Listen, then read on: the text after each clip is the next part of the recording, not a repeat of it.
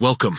Today we're diving into a helpful guide on how to locate all your later planned tasks in Outlook on your PC, following the latest update.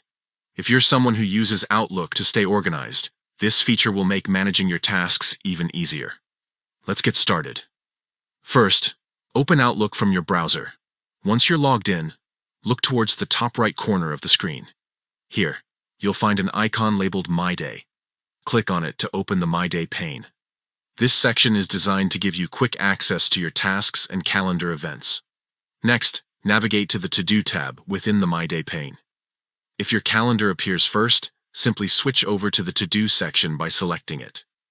This is where you can manage all your tasks efficiently. Once inside To-Do, you'll see various task categories. Instead of selecting tasks, choose Planned. The Planned view organizes tasks based on their scheduled dates, allowing you to focus on what's upcoming or due. Now, within the Planned section, locate and click on Later. This is where all your tasks scheduled for later dates are stored. It's a convenient way to view everything that isn't urgent or due soon but still needs attention down the road. And there you have it.